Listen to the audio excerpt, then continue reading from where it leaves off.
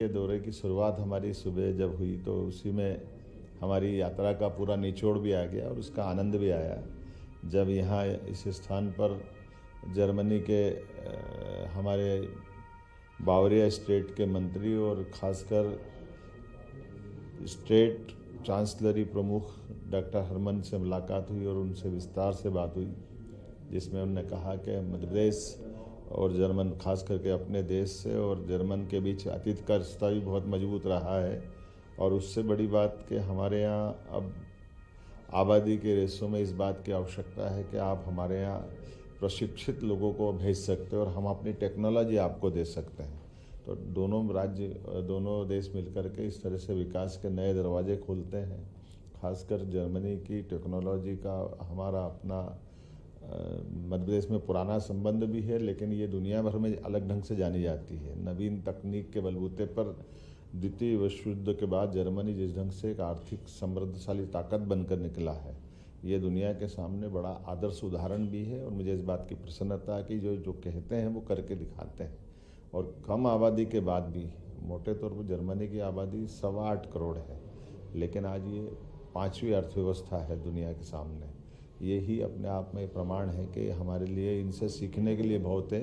अतीत के हमारे संबंध बहुत अच्छे हैं। मैक्स मुलर ने सबसे पहले वेदों का अनुवाद अगर किसी दुनिया के अन्य देशों के सामने किया है तो हमारे वेदों का संस्कृत भाषा से अनुवाद करके जर्मनी के माध्यम से इन्हें दुनिया के सामने हमारे प्राचीन ज्ञान को एक बार प्रकट किया था।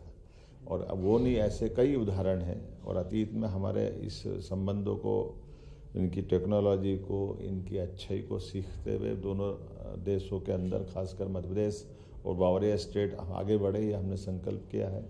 हमारे अपने सभी खास करके इंजीनियरिंग कॉलेज है, पॉलिटेक्निक है, डिप्लोमा वाले ITI है, ऐसे प्रशिक्षित वर्कर्स है, हेल्थ वर्कर्स है, और इनके यहाँ की टेक्नोलॉजी से हमारे इंडस्ट्रियलिस्ट लाभ लें, वो अपने काम करें। खासकर ऑटोमोटिव सेक्टर में इनकी जो गाड़ियां हैं बहुत अच्छी उन्नत प्रकार की रहती आई है।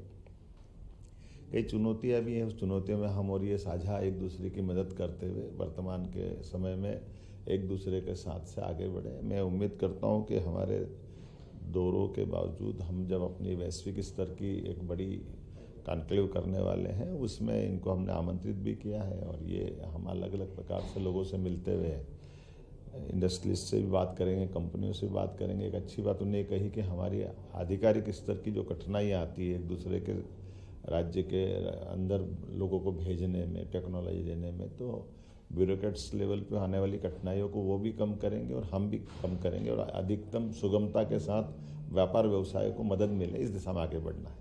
मैं उम्मीद के साथ कह सकता हूँ कि हमारी ये मीटिंग हमारी उम्मीद से ज़्यादा अच्छी रही है। पुनः एक बार फिर मैं जर्मन की इस यात्रा के इस पड़ाव पे अपनी सरकार के अधिकारियों के साथ एक गौरव का और आनंद का अवसर लेता हूँ। मुझे इस बात की भी प्रसन्नता है कि हमारे दूतावास के शत्रुघ्न सिंह जी सिन्हा जो इस पूरे व्यवस्था में मीडिएटर की भूमिका निभा रहे हैं, ऐसे ही कुशल दूतावास के अधिकारियों से हमारी इस प्रकार की टूर सफल होते हैं। यशस्वी प्रधानमंत्री के कुशल नेतृत्व में जिस प्रकार से देश आगे बढ़ रहा है, ये उसकी मिसाल है।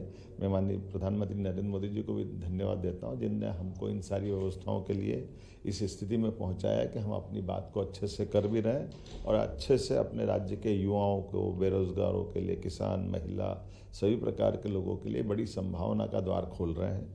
कुल मिलाकर के समय तो आएगा जाएगा, लेकिन समय पे सही निर्णय कर ले, यही सरकार की ताकत होती है। और सरकार की इच्छा शक्ति से सभी के लिए समान अवसर उपलब्ध होते हैं। मेरी अपनी ओर से सबको बधाई।